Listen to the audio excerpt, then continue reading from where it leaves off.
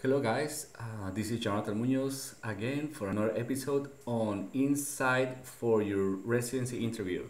I'm very excited because the time is coming for you to present to the interviews, and this year as last year there will be more and more interviews coming your way. Why? Because a lot of these interviews will continue to be on tele interviews, remote interviews, and this allows us to have more interviewers and more people interviewing every program, and it makes more difficult for us to make a decision on who should we pick or who should stay in the program. So try to do your best. Try to do your best, and I hope you present to these interviews with something else, something more than just I'm Dr. Munoz from Peru and I'm here to learn about medicine. No, hopefully you present to this interview season with at least the idea of what is going on in the United Healthcare system. At least some familiarity of what are you going to get yourself into. I mean, you're gonna get yourself into residency of family practice, internal medicine, pediatrics, um, any residency. But do you really know, what is that the program is striving for? What is the hospital striving for, other than helping people? What is important for them in your education.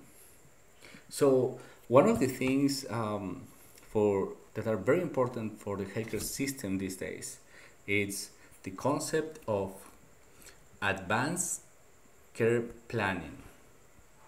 And you probably heard this or something related to this, which is the advanced directive.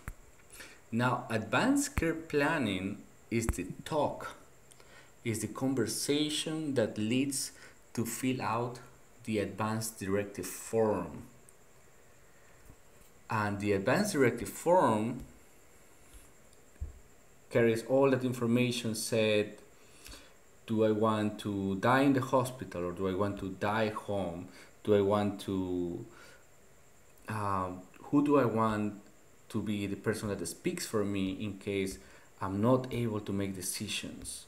Who is the person that will manage my finances in case if I'm not able to do it? And code status, nutrition, procedures. So all that conversation that was done at some point in the outpatient setting, it's part of a document at the end, and that's the advanced directive. Now, why is the advanced care planning important? Because a lot of ICU beds, a lot of ICU care, a lot of mechanical ventilation machines have been used on patients that didn't want to have that care. But we didn't know. We didn't know. In many cases, it took a patient being on a ventilator for a week or two before the family could make a decision saying, you know what, to be honest, I don't think my father would have want to have this care to this point. I don't think that he will want to be on a machine at all.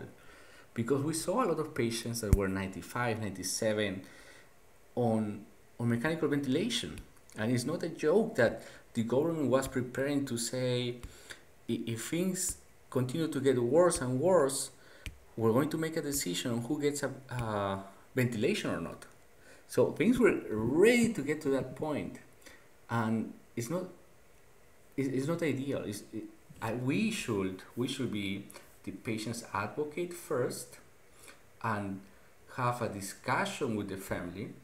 Hopefully not in the acute care setting, but with the calmness and with the time that the outpatient care gives you.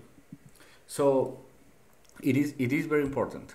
And if you are one of those applicants that has read about the different things that are important in medicine now, like education, physician burnout, physician suicide, physician depression, advanced care planning, palliative care, and those things that are important and needed for primary care physicians.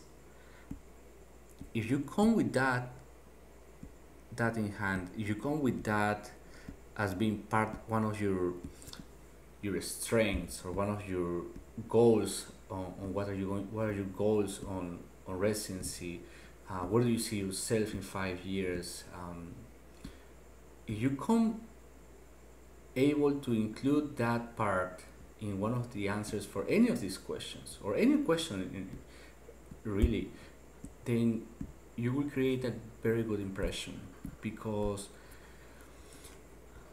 it's not easy to find a physician that is empathetic and or has empathy, enough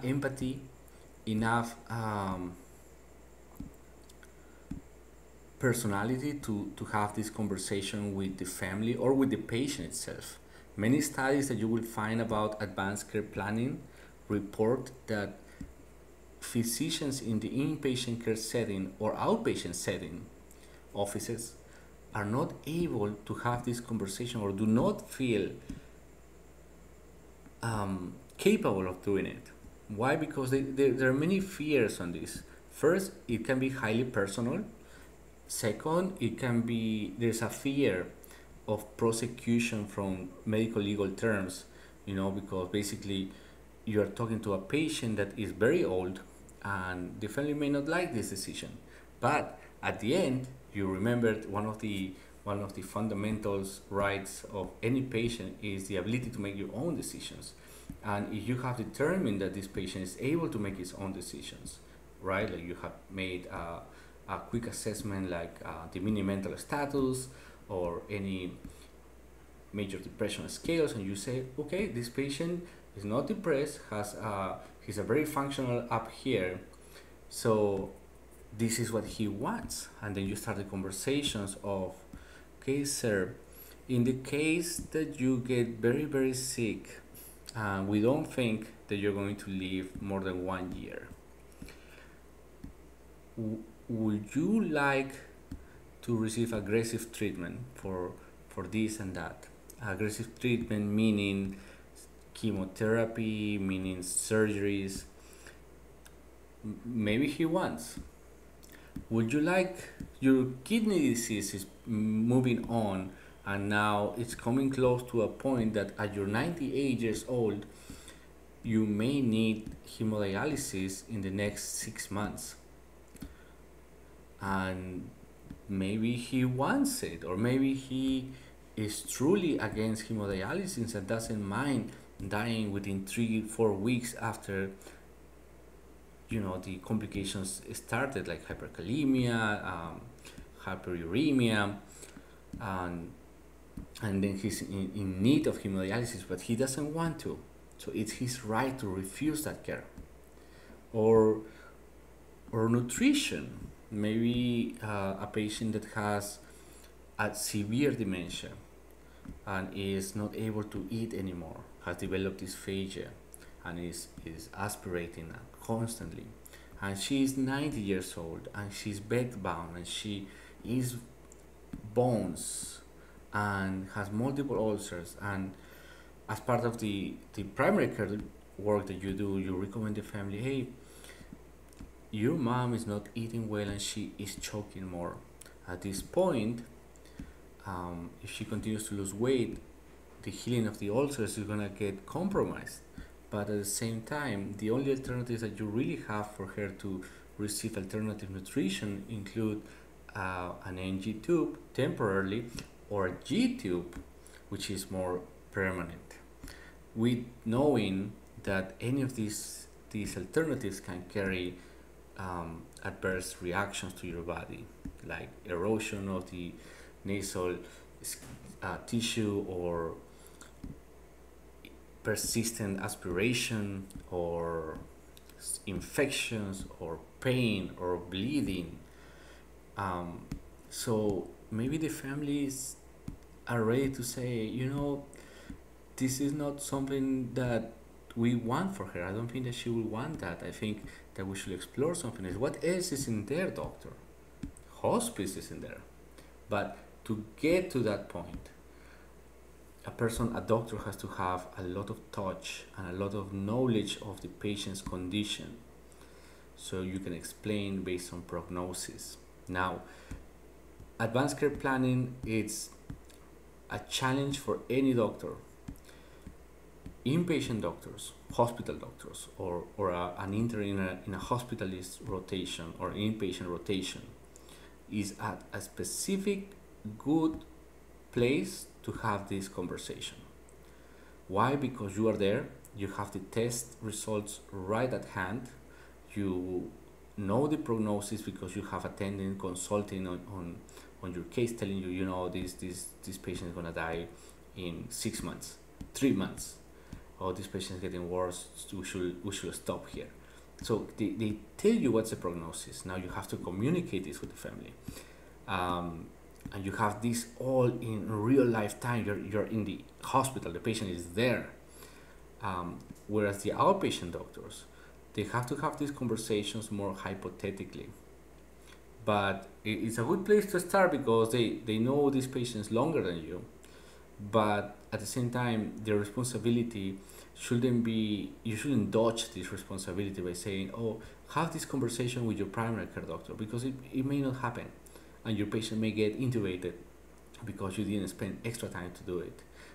So I'm telling you this because I know several doctors. I know several doctors that will never have this conversation with a family member in the inpatient setting, and they will refer this to the primary care doctor, the office doctor, or they will call a social worker, which is not bad. They are there for that. But it is different when it comes from you. It is different when you take the extra time to do it. So advanced care planning, it's an art. It's an art of being able to communicate what's going on with the patient, make them understand what's going on, and help them make a decision that is best for them. Not best for you, for your time, or for your hospital, or for your healthcare system, but identifying these questions, identifying an answer for this question is best for the patient because you are respecting their autonomy.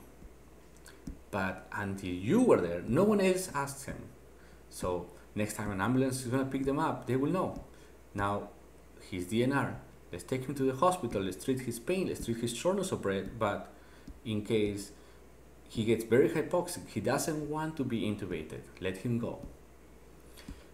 So this is very important for program directors and mentors to identify an applicant that knows how to do this, that has an interest on this, because there are many applicants every year for internal medicine or family practice that the only thing that they come saying is, what are your goals for residency? Oh, my goal is to pursue fellowship in 5 years, in 10 years. I want to be a cardiologist. I want to be a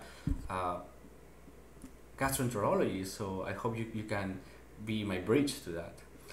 But maybe you are the one that is interested on primary care itself, in outpatient care setting practice or inpatient hospitalist work, and you're the one telling us, I want to be an advocate, and one of my big interests in residency is to grow my skills on how to perform advanced care planning and how to make it part of my practice. I have been reading about this. I have been practicing in my country. It's a different conversation. It's a change of the current culture in my country, but I think it's important. And I think I have touched many lives and many families by helping them identify their wishes, their values. And so one of my big goals in medicine is to grow my skills on how to be part of that care planning, and or one of my big interests is advanced care planning, or one of my biggest strengths is communication. I have been working on advanced care planning in my country for the last 3 years as part as making it part of my assessment and plan on every patient I take some extra time to discuss my patient's wishes and goals, identifying who's going to speak for them, identifying who is the person making decisions in their lives when they are not able to do it. And see, this is different than just saying my my goals in medicine, or the reason I became a doctor, is because I want to help patients, is because I want to be my patient's friend, or I want to be my patient's I want to be there for my patients for continuity of care. That's just talking. Everyone says continuity of care nowadays, but no one knows what continuity of care means truly. So to me, if you say that you have a knack for advanced care planning, that means that you are truly interested on continuity of care, that you're truly interested on helping a patient, advocating for a patient. It takes more time. That's why it's so valuable for us to see that a possible applicant has this interest in hand. So good luck, guys. Time running. Thank you for joining the group, and I will make a quick slideshow for this, so for people that doesn't want to watch videos, but it's always good for you to try to deep a little try to dive a little deeper on these conversations. So bye.